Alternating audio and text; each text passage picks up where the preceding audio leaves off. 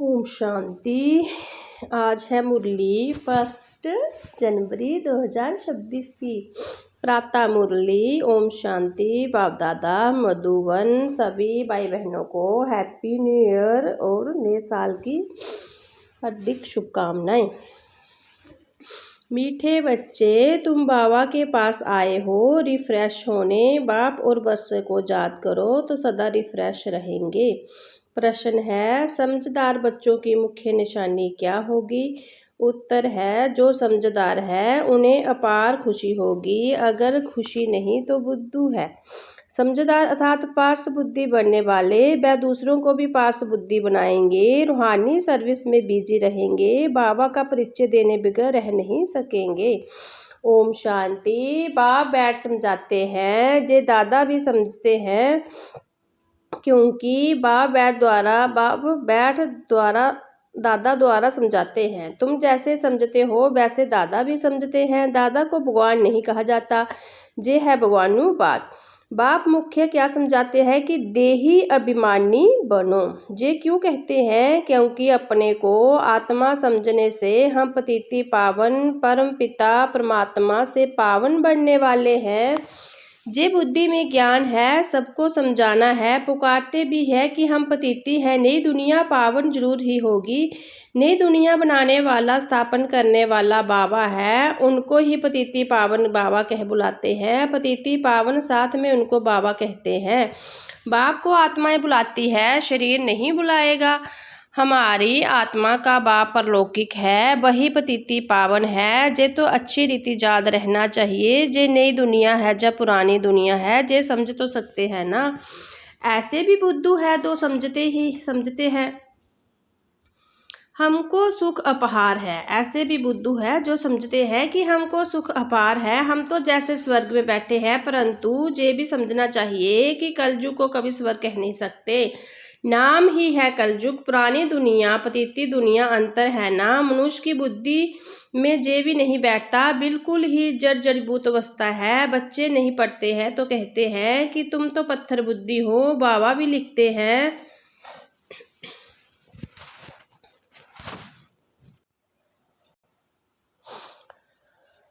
लिखते हैं, तुम्हारे मनुष्यों की बुद्धि में जे भी नहीं बैठता, बिल्कुल ही जड़ीबूत अवस्था है। बच्चे नहीं पढ़ते तो कहते हैं कि हम तो पत्थर बुद्धि है। बाबा भी लिखते हैं, तुम्हारे गांव निवासी तो बिल्कुल पत्थर बुद्धि है, समझते नहीं है, क्योंकि तुम्हारे को समझाते नहीं है, क्योंकि दूसरों को समझाते नहीं है। खुद पार्श्व बुद्धि बनते हैं तो दूसरों को भी बनाना चाहिए, पुरुषार्थ करना चाहिए। इसमें लज्जा आदि की तो बात ही नहीं है। परंतु मनुष्य की बुद्धि में आधा कल्प उल्टे अक्षर पड़े हैं तो वह भूलते नहीं है। कैसे बुलाएं? बुलवाने की ताकत भी तो एक बाबा के पास है। बाप बिगड़ जे ज्ञान तो कोई दे नहीं सकते। गोया अब अज्ञानी ठहरे, उनको ज्ञान फिर कहाँ से आए? ओम शांति। उनको ज्ञान कहाँ से आए? जब तक ज्ञान सागर बाप आकर ना सुनाए। तमो प्रधान माना ही अज्ञानी दुनिया, सतो प्रधान माना देवी दुनिया। फर्क तो है ना। देवी देवता ही पुण्य जन्म लेते हैं, समय भी फिरता रहता है, बुद्धि भी कमजोर होती जाती है। बुद्धि का जोग लगाने से जो ताकत मिली वह फिर खलास हो जाती है। अभी तुमको बाप समझाते हैं तो तुम कितने रिफ्रेश होते हो। तुम रिफ्रेश थे और विश्राम में थे। बाबा भी लिखते हैं ना, बच्चों आकर रिफ्रेश भी हो जाओ और विश्राम भी पाओ। रिफ्रेश होने बाद तुम सतयुग में विश्रामपुरी में जाते हो। वहाँ तुमको बहुत विश्राम मिलता है। वहाँ सुख शांति संपत्ति आदि सब कुछ तुमको मिलता है। तो बाबा के पास आते हैं रिफ्रेश होने, विश्राम पाने। रिफ्रेश भी शिव बाबा करते हैं, विश्राम भी बाबा के पास लेते हैं। विश्राम माना शांत, थक कर विश्रामी होते हैं ना। कोई कहाँ जाते हैं विश्राम पाने। इसमें तो रिफ्रेशमेंट की बात ही नहीं। जहाँ तुमको बाबा रोज समझाते हैं तो तुम जहाँ आकर रिफ्रेश होते हो। याद करने से तुम तमो प्रधान से सतो प्रधान बनते हो। सतो प्रधान बनने के लिए ही तुम जहाँ आते हो। उसके लिए क्या पुरुषार्थ है? मीठे मीठे बच्चे, बाप को याद करो। बाप ने सारी शिक्षा तो दी है, जिस सृष्टि चक्कर कैसे फिरता है, तुमको विश्राम कैसे मिलता है और कोई भी ये बातें नहीं जानते। तो उन्हीं को भी समझाना चाहिए ताकि वह भी तुम जैसे रिफ्रेश हो जाएं। अपना फर्ज ही ये है सबको पैगाम देना। अविनाशी रिफ्रेश होना,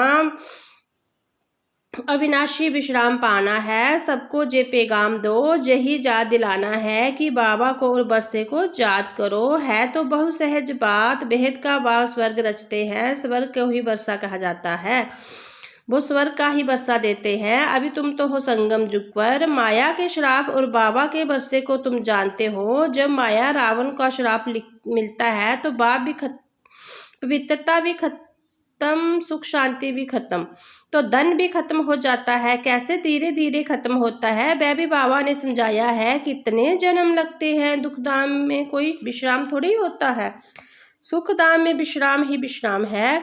मनुष्यों की भक्ति कितनी थकाती है, जन्म जन्मांतर भक्ति थका देती है, कंगाल कर देती है। ये भी अब तुमको बाबा समझाते हैं। नए नए आते हैं तो कितना समझाया जाता है।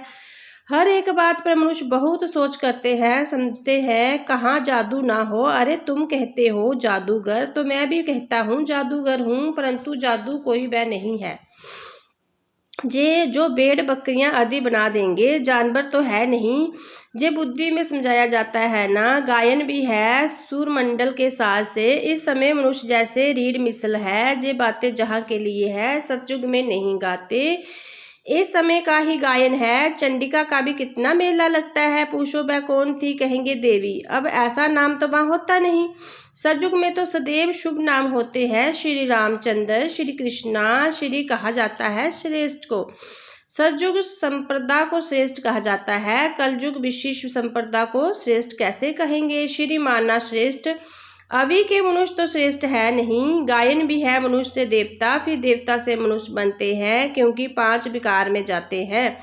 रावण राज्य में सब मनुष्य ही मनुष्य है, वहाँ है ही वहाँ है देवताएं। उनको डीटी वर्ल्ड, इसको ह्यूमन वर्ल्ड कहा जाता है। डीटी वर्ल्ड का दिन कहा जाता है, ह्यूमन वर्ल्ड को रात कहा जाता है। दिन सोजरे को कहा जाता है, रात अज्ञान अंधेरे को कहा जाता है। इस फर्क को तुम जानते हो, तुम समझते हो। हम पहले कुछ भी नहीं जानते थे, अब सब बातें बुद्धि में है। ऋषि मुनियों से पूछते हैं, रचता और रचना के आदि मध्य अंत को जानते हो, तो वह भी नेति नेति करके हम नहीं जानते। अभी तुम समझते हो। हम भी पहले नास्तिक थे, बेहद के बाबा को नहीं जानते थे। वह है असूल अविनाशी बाबा, आत्माओं का बाबा। तो बच्चे जानते हो, हम उस बेहद के बाप के बने हैं जो कभी जलते नहीं है। जहाँ तो सब जलते हैं, रावण को भी जलाते हैं, शरीर है नहीं, फिर भी आत्मा को तो कभी कोई जला नहीं सकते। तो बच्चों को बाबा जी गुप्त ज्ञान सुनाते हैं जो बाबा के पास ही है। जे आत्मा में गुप्त ज्ञान है, आत्मा भी गुप्त है। आत्मा इस मुख द्वारा बोलती है, इसलिए बाबा कहते बच्चे देह अभिमानी मत बनो, देही अभिमानी बनो, आत्मा अभिमानी बनो। नहीं तो जैसे उल्टे बन जाते हैं, अपने को आत्मा भूल जाते हैं। ड्रामा के राज को भी अच्छी रीति समझना है। ड्रामा में जो नूंद है वह हुबहू रिपीट होता है, जे किसी को पता नहीं। ड्रामा अनुसार सेकंड बाय सेकंड कैसे चलता रहता है, जे भी नॉलेज बुद्धि में है। आसमान का कोई भी पार नहीं पा सकते, धरती का पा सकते हैं। आकाश उष्म, धरती तो स्थूल है, कई चीजों को पार पा नहीं सकते, जबकि कहते भी है आकाश ही आकाश, पताल ही पताल। शास्त्रों में सुना है ना। तो ऊपर में भी जाकर देखते हैं, वहाँ भी दुनिया बसाने की कोशिश करते हैं। दुनिया बसाई तो बहुत है ना। भारत में सिर्फ एक ही देवी देवता धर्म था और खंड आदि नहीं था, फिर कितना बसाया है तुम विचार करो। भारत के भी कितने टुकड़े, थोड़े टुकड़ों में देवताएं होते हैं। जमुना का कंठा होता है, दिल्ली परिस्थान थी, इसको कब्रिस्तान कहा जाता है, जहाँ अकाल मृत्यु होती रहती है। अमरलोक की परिस्थान कहा जाता है, वहाँ बहुत नेचुरल ब्यूटी होती है। भारत का वास्तव में परिस्थान कहते हैं, जे लक्ष्मी नारायण परिस्थान के मालिक है ना। कितने शोभावान है, सतो प्रदान है ना। नेचुरल ब्यूटी थी, आत्मा भी चमकती रहती है। बच्चों को दिखाया था कृष्णा का जन्म कैसे होता है। सारे कमरे में ही जैसे चमत्कार हो जाता है। तो बाबा बच्चों को बैठ समझाते हैं, अभी तुम परिस्थान में जाने के लिए पुरुषार्थ कर रहे हो, नंबरवार तो जरूर चाहिए, एक जैसा सब हो ना सके। विचार किया जाता है, इतनी छोटी आत्मा कितना बड़ा पाठ बजाती है। शरीर से आत्मा निकल जाती है तो शरीर का क्या हाल हो जाता है। सारी दुनिया के एक्टर्स वही बजाते हैं जो अनादि बना हुआ है। ये सृष्टि भी अनादि है, इसमें हर एक का पार्ट भी अनादि है। उनको तुम वंडरफुल तब कहते हो जबकि जानते हो जो सृष्टि रूपी जाड़ है। बाबा कितनी अच्छी रीति समझाते हैं। ड्रामा में फिर भी जिसके लिए जितना समय है उतना समझने में समय लेते हैं। बुद्धि में फर्क है ना, आत्मा मन बुद्धि सहित है ना, तो कितना फर्क रहता है। बच्चों को मालूम पड़ता हमको स्कॉलरशिप लेने की है तो दिल अंदर खुशी होती है ना। जहाँ भी अंदर आने में ही एम ऑब्जेक्ट सामने देखने में आती है तो जरूर खुशी होगी ना। अभी तुम जानते हो जे बढ़ने के लिए जहाँ पढ़ने आए हैं, नहीं तो कभी कोई आ ना सके। जे है एम ऑब्जेक्ट, कोई ऐसा कोई स्कूल कहाँ भी नहीं होगा जहाँ तुम्हारे दूसरे जन्म का एम ऑब्जेक्ट को देख सके। तुम देख रहे हो जे स्वर्ग का मालिक है, हम ही जे बढ़ने वाले हैं। हम अभी संगम युग पर है, ना उस सच्चाई के है ना इस सच्चाई के है। हम बीच में है जहाँ रहे हैं। बाबा भी है निराकार, बोट आत्मा भी है निराकार। बोट को खींचकर परमधाम में ले जाते हैं। इनकॉर्पोरियल बाप इनकॉर्पोरियल बच्चों को ले जाते हैं, बाप ही बच्चों को साथ में ले जाएंगे। जे चक्कर पूरा होता है फिर हुई भूर फूट होना है। एक शरीर छोड़ दूसरा लेंगे, छोटा बनकर फिर बड़ा बनेंगे। जैसे आम की गुठली को जमीन में डाल देते हैं तो उनमें फिर आम निकल आएंगे। वह है हद का जाड़। ये मनुष्य सृष्टि का रूपी जाड़ है। इनको वैरायटी जाड़ कहा जाता है। सतयुग से लेकर कलयुग तक सब पाठ बजाते रहते हैं। अविनाशी आत्मा 84 जन्मों का पाठ बजाती है। लक्ष्मी नारायण थे जो अब नहीं है, चक्कर लगाए अब फिर जे बनते हैं। कहेंगे पहले जे लक्ष्मी नारायण थे, फिर इनको जो लास्ट जन्म ब्रह्मा सरस्वती। अभी सबको वापिस जरूर जाना है। स्वर्ग में तो इतने आदमी थे नहीं, ना इस्लामी ना बौद्धि, कोई भी धर्म वाले एक्टर्स नहीं थे शिवा देवी देवताओं के। जे समझ भी कोई में नहीं है। समझदार कोई टाइटल मिलना चाहिए। जितना जो पढ़ता है नंबर बार पुरुषार्थ से पद पाता है। तो तुम बच्चों को जहां आने से ही जे एम ऑब्जेक्ट देख खुशी होनी चाहिए। खुशी का तो पारावार नहीं। पाठशाला व स्कूल तो ऐसा है, पाठशाला व स्कूल हो तो ऐसा है कि गुप्त परंतु जबरदस्त पाठशाला है। जितनी पढ़ाई पढ़ी, जितनी बड़ी पढ़ाई उतना बड़ा कॉलेज। ये सब फैसिलिटीज मिलती है। आत्मा को पढ़ना है फिर चाहे सोने के तख्त पर चाहे लकड़ी के तख्त पर चढ़े। बच्चों को कितनी खुशी होनी चाहिए क्योंकि शिव गानुबाज है ना, पहले नंबर में जिस विश्व का प्रिंस। बच्चों को अब पता पड़ा है, कल्प कल्प बाबा ही आकर अपना परिचय देते हैं। मैं इनमें प्रवेश कर तुम बच्चों को पढ़ा रहा हूँ। देवताओं में जे ज्ञान थोड़े ही होगा, ज्ञान से देवता बन गए फिर पढ़ाई की दरकार नहीं। इसमें बड़ी विशाल बुद्धि चाहिए समझने की। अच्छा मीठे मीठे सिकलदे बच्चों प्रति माता पिता बाप दादा का आजाद प्यार और गुड मॉर्निंग। रूहानी बाप के रूहानी बच्चों को नमस्ते। हम रूहानी बच्चों के रूहानी प्यारे बाप दादा को गुड मॉर्निंग नमस्ते। Om Shanti. Happy new year बाबा। धारणा के लिए मुख्य सार। इस पतिती दुनिया को बुद्धि से संन्यास कर पुरानी देह और देह के संबंधियों को भूल अपनी बुद्धि बाप और स्वर्ग तरफ लगानी है। अविनाशी विश्राम का अनुभव करने के लिए बाबा और बरसे की स्मृति में रखना है सबको। बाबा और बरसे की स्मृति में रहना है सबको। बाबा का पैगाम दे रिफ्रेश करना है। रूहानी सर्विस में लजा नहीं करनी है।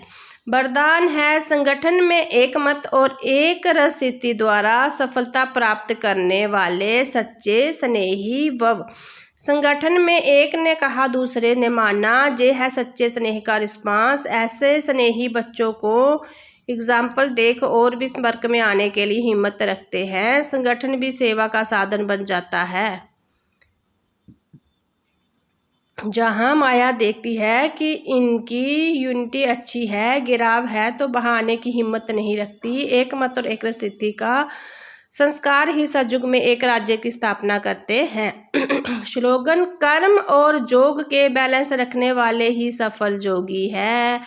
संगम युगी सर्व तीव्र पुरुषार्थी भाई बहनों को नए युग के साथ नए वर्ष की बहुत बहुत शुभकामनाएं, बहुत बहुत शुभ बधाइयाँ। नए वर्ष का जो 1 जनवरी मास मीठे साकार बाबा की स्मृति का मास है। हम सभी बाबा के बच्चे व्यक्त वतन की सूक्ष्म लीलाओं को अनुभव करने तथा सवे को ब्रह्मा बाप समान संपन्न और संपूर्ण बनाने के लिए पूरा ही मास अपनी बंधन मुक्त जीवन मुक्त स्थिति बनाने के लिए मन और मुख का मौन रखें, बुद्धि बल से अव्यक्ति वतन की सैर करें। इसी लक्ष्य से इस मास के व्यक्त इशारे भेज रहे हैं। व्यक्त इशारे इस व्यक्ति मास में बंधन मुक्त रह जीवन मुक्त स्थिति का अनुभव करो। बाप दादा चाहते हैं मेरा एक एक बच्चा मुक्ति जीवन मुक्ति के बरसे के अधिकारी बने। अभी के व्यास के सतयुग में नेचुरल लाइफ होगी, लेकिन बरसे का अधिकार अभी संगम पर है। इसलिए अगर कोई भी बंधन खींचता है तो कारण सोचो और निवारण करो। ओम शांति।